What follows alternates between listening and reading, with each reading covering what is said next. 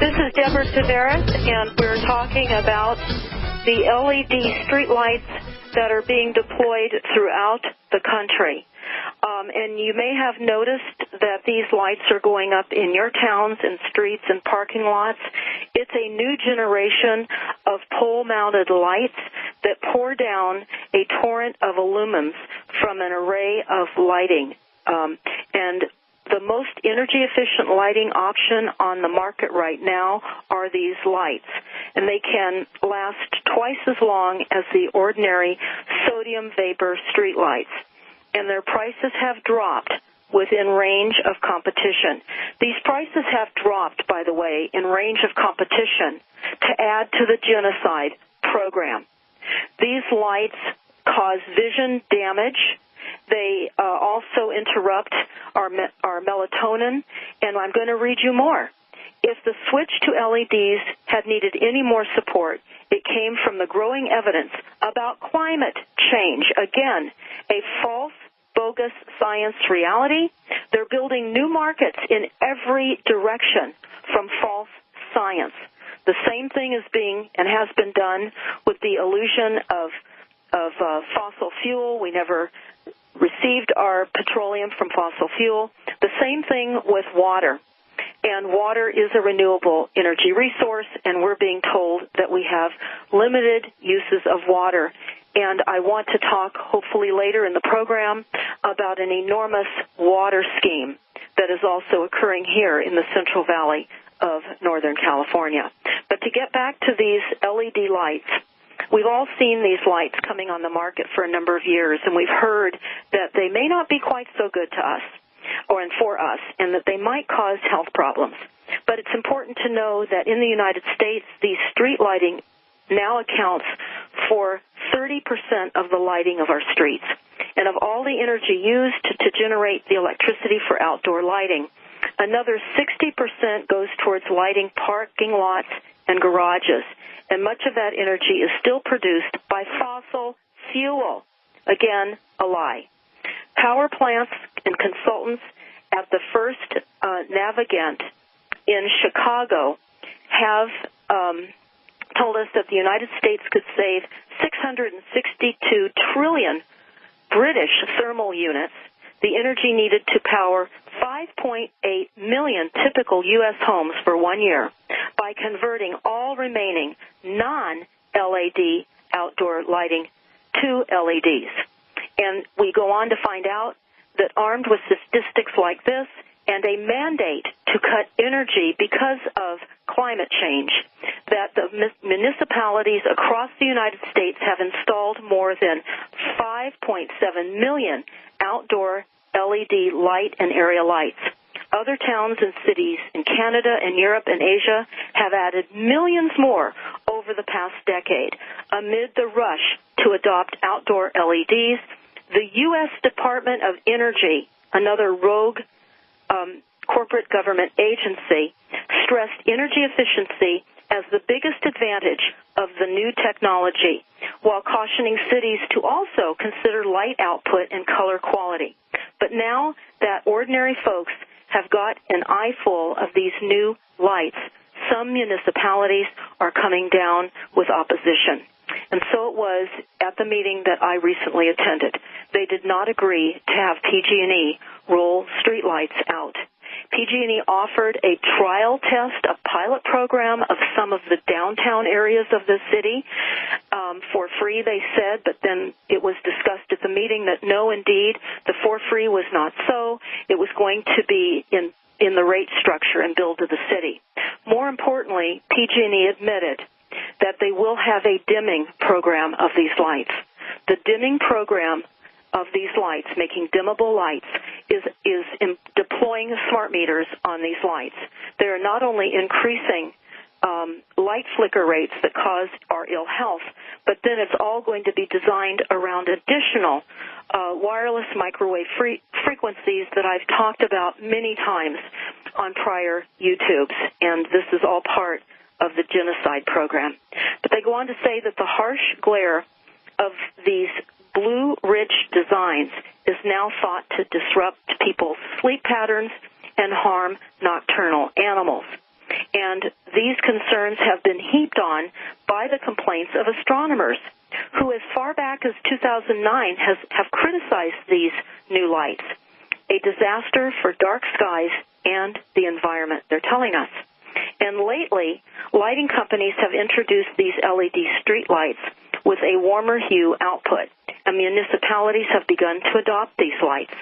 Some communities, too, are using smart lighting controls to minimize light pollution. Again, that would be dimmable. That would have smart meters and heavy pollution, not only the increased frequencies, but the detrimental effects of the lights themselves. And in the United States, we've switched over to an earlier generation of LEDs, which included those problematic blue-rich varieties at a potential of billions of dollars. We go on to find out that evidence has been mounting that increasing the blue light content of outdoor lighting can worsen our biological impact on humans and wildlife, leading to some who question the wisdom of putting LED streetlights in their neighborhoods. We have long been adding light to the outdoor environment, but only in the past decade or two have experts become aware of the consequences for wildlife, human health, and residents, and the view of the night sky. A retired astronomer active in the flagship Dark Skies Coalition in Arizona has told us this, of their long concern and inability to see the night skies due to this. We have studies that now have appeared from the Harvard Health Publishing Medical School. It is called Blue Light Has a Dark Side, Harvard Health. And they go on to tell us that exposure to blue light at night emitted by electronics and energy-efficient light bulbs can be harmful to your health. Again, this is all part of a stealth manipulation of a silent weapons system to be used against the global populations. And I'm pointing this out because there are solutions to this assault with these lighting frequencies that we're now all facing. And I'm going to go into that in just a moment.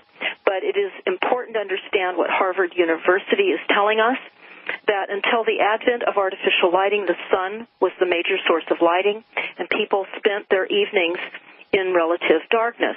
And now much of the world evenings are illuminated, and we can take our easy access to all these lumens pretty much for granted. But we are paying a price for basking in all this light.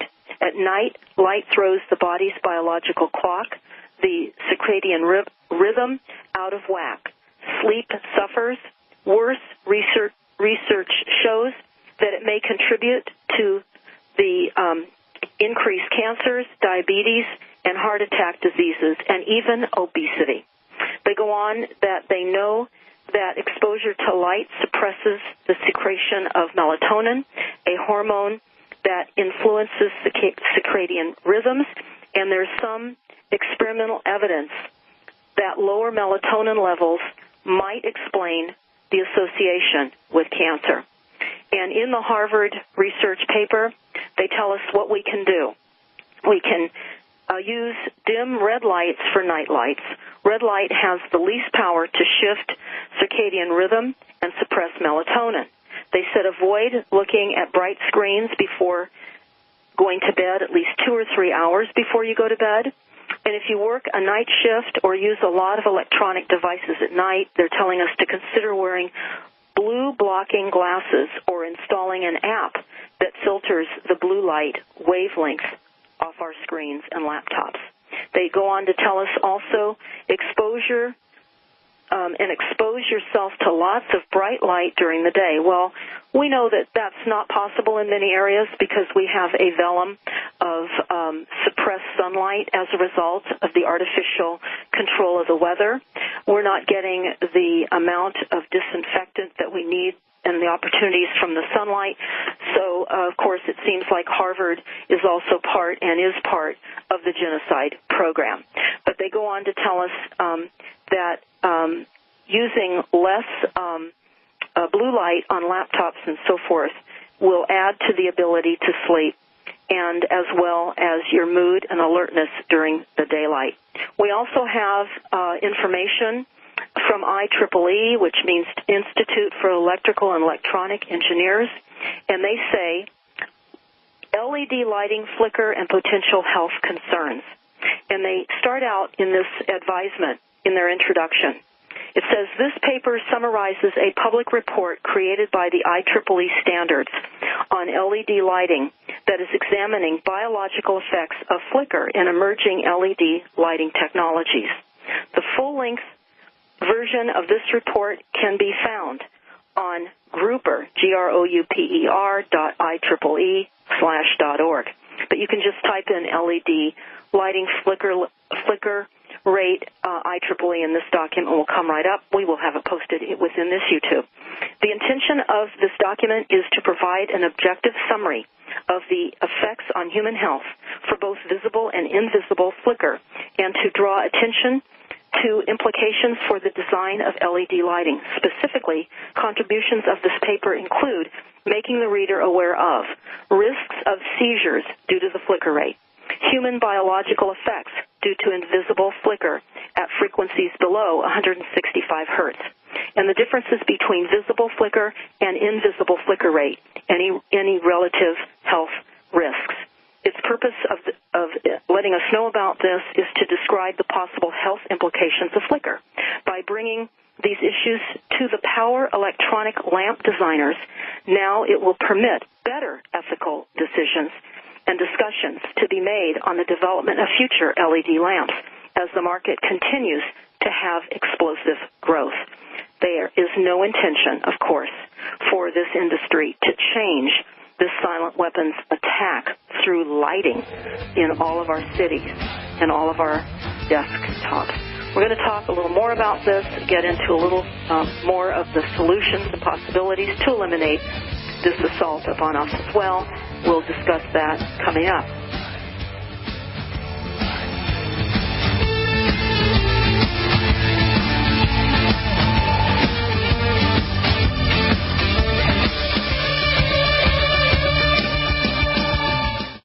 Deborah Tavares, and we're talking about the LED lights that are rolling globally into all of our communities and in many other ways as well.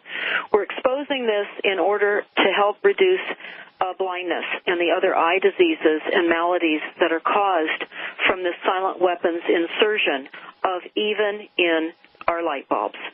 So I went to the Prevent Blindness website, and they talked about things you could do and that, in fact, cause this blue light. They're calling it LED as blue light.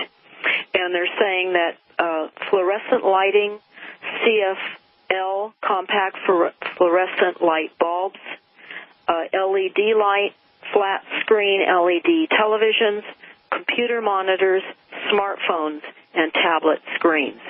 They're also warning us that a recent NEI-funded study shows that children's eyes absorb more blue light than adults from digital device screens.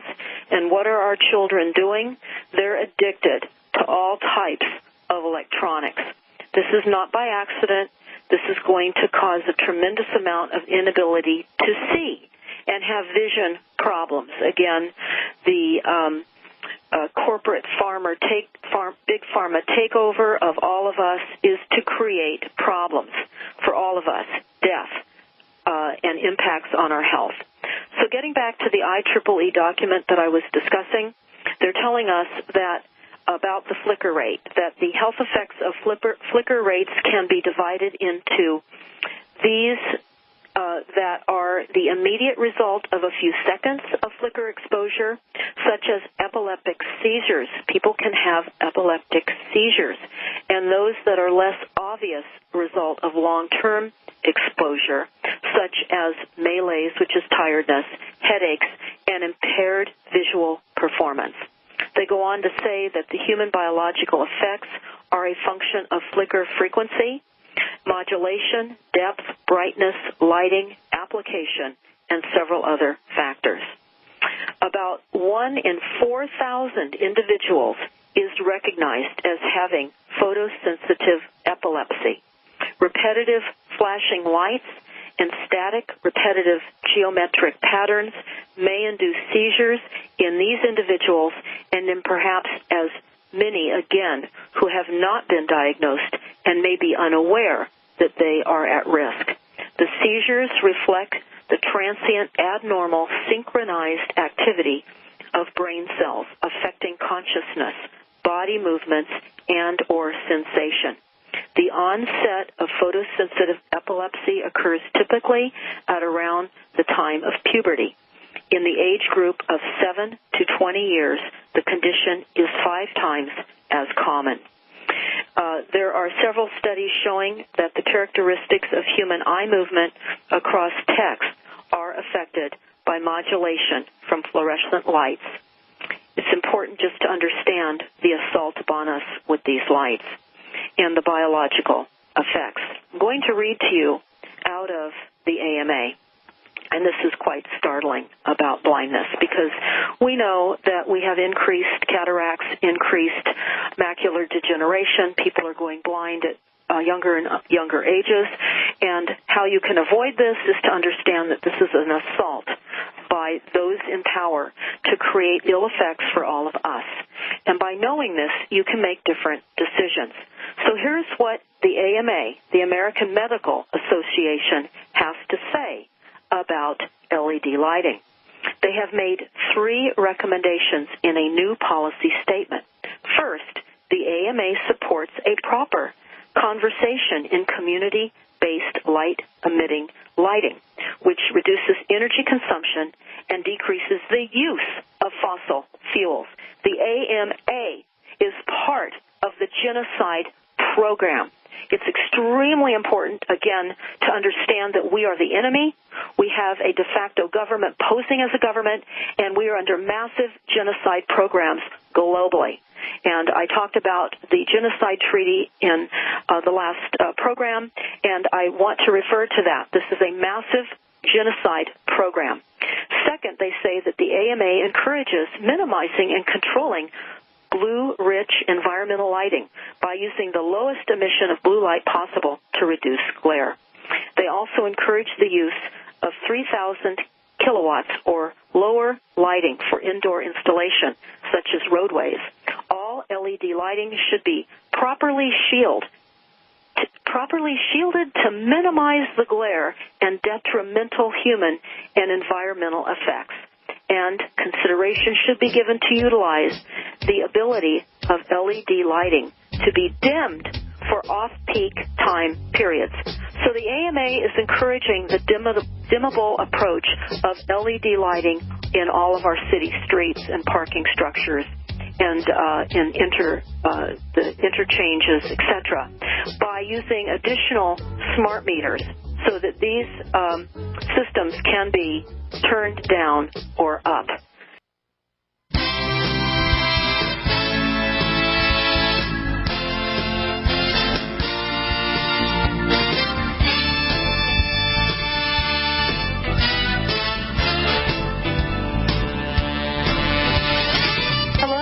This is Deborah Tavares. We're going to be picking up on the LED lights, and the intention behind this is, of course, to disrupt our sleep so that we're not able to get into the deep sleep necessary for the recovery of our immune systems from the prior days' wear and tear.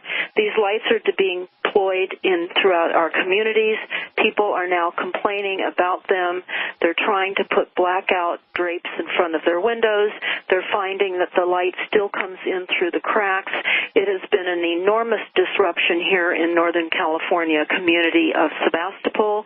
And because people went to their city council meeting armed with the AMA literature, albeit based on climate change and fossil fuels, and the IEEE documentation, they were able to sway the council at this time to not take on Rothschild, a.k.a. PG&E's, gracious opportunity of deploying these health-reducing lights throughout the community.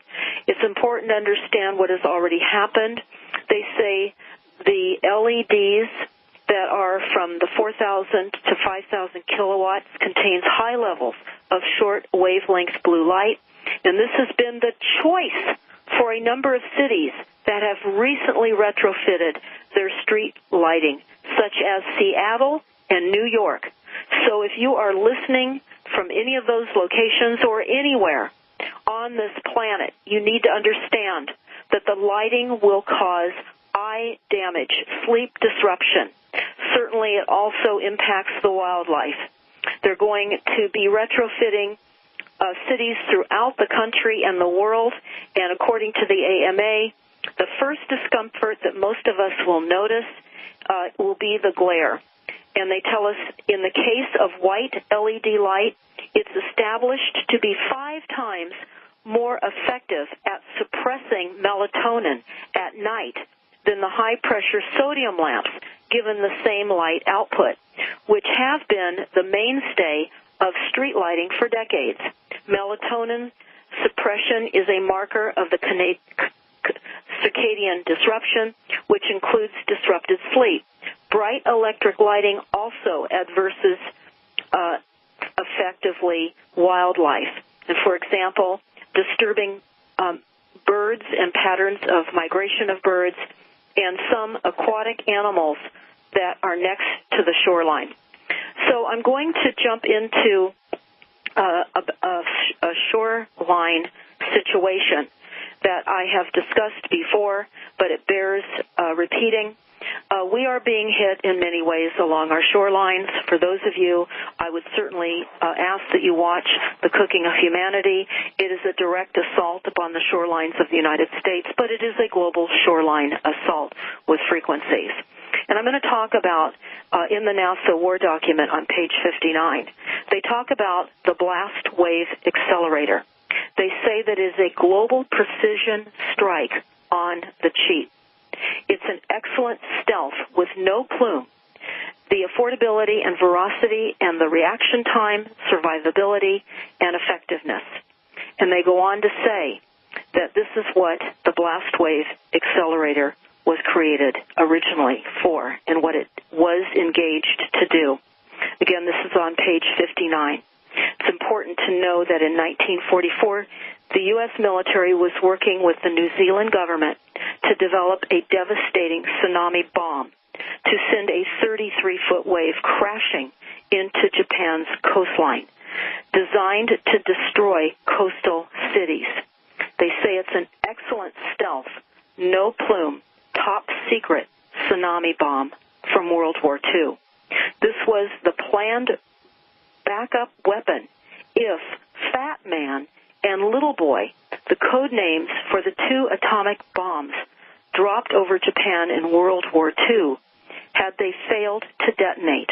Codenamed Project SEAL, the weapons of mass destruction revealed on a series of 10 large it relied on a series of 10 large offshore blasts and was tested off the coast of New Caledonia and in Auckland, and is now being worked on as the blast wave accelerator. So again, the myriad of assaults with the weapon systems that have been designed to create global weapon and weather hardships and death and destruction across the globe is now being amplified. We have noticed, of course, the increase in the historical weather events throughout the United States and globally. Fires in Portugal and Spain, again, directed energy weapons. In Russia, a number of years ago, there were massive fires, and when we were traveling there, we were hearing the discussion and the consequences of those fires. It really paid a heavy toll on the aging Russian population, and of course, we're being told that the older people are useless eaters, and they have to be eliminated. And, of course, the very young as well. So the types of weapons that we are facing is astronomical, but by knowing what we're facing, you can take certain actions, at least the best ones you can make. By not knowing, you don't avail yourself to opportunities to minimize certain assaults on your body. We all know that the food supply has been poisoned. We know that the clothing from overseas has poisons and toxins in it. We can make informed decisions so that we can survive as long as we are able to. I encourage all of you to go to stopthecrime.net, look up the health symptoms from all wireless devices printed off. I also want you to all be aware that for many of you that had not been aware of the addition of Sinomyx into our food supply. What is Sinomyx? It's Senomyx. You'll find this on stopthecrime.net, but you can just type it in your search bar as well. It is what they add to many beverages and foods, and we shouldn't be consuming it. So what is it? During the Obama administration, there was a ruling that PepsiCo was cannibalizing aborted fetus as an ordinary business. What do I mean by that? Well, aborted fetuses that were still alive must be killed to be used in Sinomyx. And they go on to say that the Obama agency rules PepsiCo cannibalizing aborted fetuses as ordinary business. Shareholders would not be informed or allowed to vote on the resolution. And they go on to say it was a shocking decision delivered February the 28th of 2012. President Obama's Security and Exchange Commission ruled that PepsiCo's use of aborted fetal tissue remains in their research and development agreement with Sinomyx to produce flavor enhancers and falls under ordinary business operations. It's important for all of you to download what Sinomyx is in and not buy these products. Cannibalism increases anger. The globalists, of course, are reveling in the fact that we're cannibalizing our own people, our own human beings. They're reveling in this. So some of the products that were shown to have Sinomyx in it, and I'll list just a few.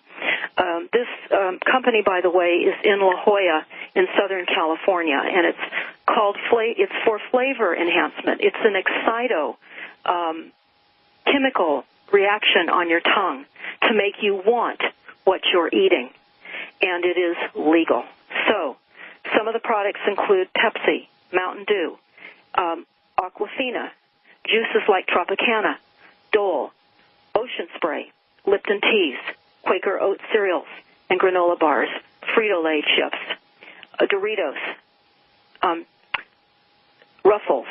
There's many. Coffees have this in it. Some of the Seattle's best coffees and frappuccinos. Cadbury products.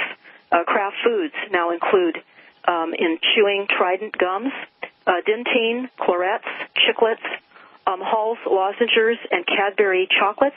Again, this is a list that was determined to have Sinomyx in it, and there's many more listed on this. You can download this for yourself. Certainly, I know that people that are aware that products contain Sinomyx are not buying it. It's added to pet foods.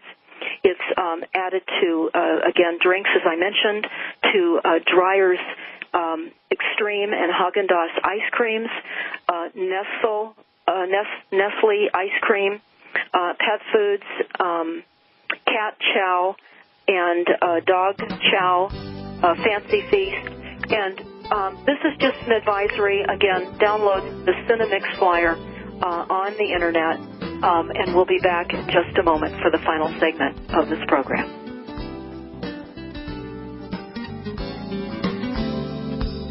It has been a privilege to be the co-host on today's Power Hour for Daniel, and my intention of the information that you're hearing is not to evoke fear. Fear is how the controllers win when we cower. We must look at all the alternatives available to us to prevent the personal assaults on our physical bodies. I've talked many times about methods and ways in which we can reduce that, getting off of all wireless as much as possible. Certainly now with the discussion with the LED lights, it is illustrating the intention of causing eye damage, cell damage, reducing our sleep, also affecting animals. Again, you can go to your cities and look on your agendas and find out if there's any opportunity for you to go there and make your cities aware. Again, your cities are incorporated. They really honestly do not serve us. What I have realized is that some of the city council members truly believe they do in some way. But because the meetings are Delphi, we're only given a few minutes to talk, basically just to create the illusion that there is public comment. Don't be frustrated if your city rolls right over you with the best of documentation that you may present. But what is important when you go to these meetings and you speak up is that other people in the audience hear, and that's how you spread information, because most cities replay their agendas, and people can watch those meetings in their homes. This is important. While it seems frustrating and non-productive, I have come to know this.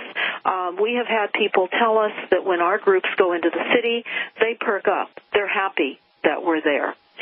So, again, I want to refer you to StopTheCrime.net. Please go to our YouTube page. Look at the recent YouTubes that we have put up so that you can take action and implement solutions for your health as best possible.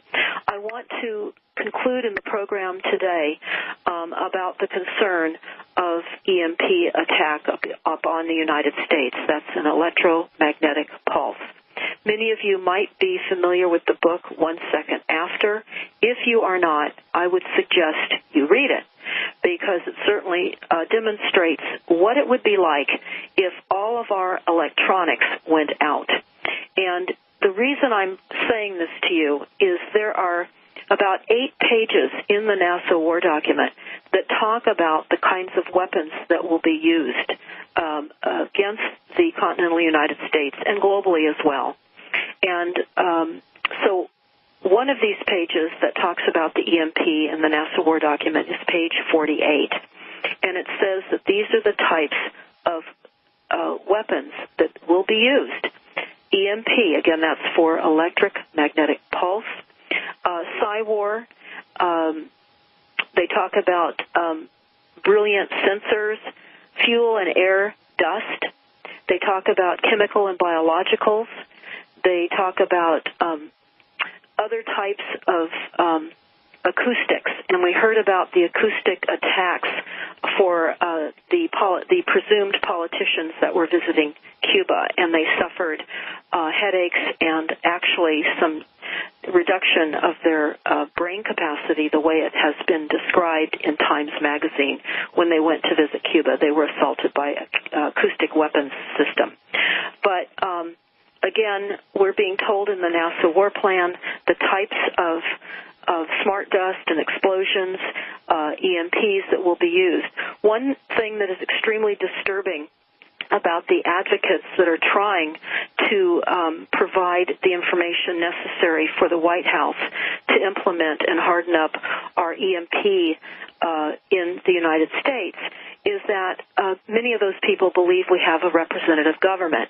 So they're taking the documents to the White House in hopes that Congress and legislators will take this on as a bill. There is no such thing. Many of you can go yourselves, but like us, we have gone to the White House, and we have passed out smart meter information, and we have passed out the artificially controlled weather information to no avail.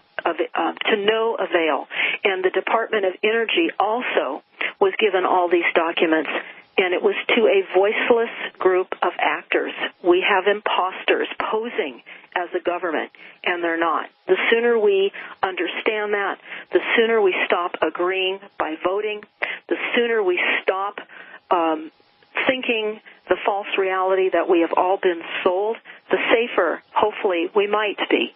But again, an EMP is an enormous threat, because with it being listed so many times in the NASA war plan, which is a takedown plan, not only potentially for the United States, but other countries as well. 1 Second After book reveals what it would look like if the grid went down. Millions and millions of people would die. And this would certainly be in alignment with the genocide plan. again, Rothschild and Rockefeller are hitting the northern United States or North America with diabolical genocide plans, and we're going to discuss those at greater length in upcoming shows. So I would ask, again, that you not only send donations to StopTheCrime.net, but to also support the Power Hour in their efforts to stay on air and provide you with this kind of information. It's critical that we help one another in all ways that we're able to. So I would urge you to go and listen to our recent YouTubes. They're very important. Send them on, get them on Facebook. Please pass this information out. I am here in Northern California. I am witnessing diabolical policies rolling in like a blast wave accelerator. It feels like a tsunami coming over us. The enormity of the destruction here in Northern California from the lasers that cause these fires, a.k.a. PG&E and Rothschild, is nothing short of diabolical. We have hundreds and hundreds of families that are displaced. We have people that are leaving the area because of lack of housing. We have a rental market under Airbnb. Airbnb are the vacation rentals. It is run by Google. Very important to understand that. Google runs Airbnb. They're absorbing all of our month-to-month occupancy, rental availability, and turning it into vacation rentals so that there is no permanency here. And I will be on the air next Thursday. Looking forward to divulging more information to all of you. Go to StopTheCrime.net. Please support the Power Hour. Thank you so much.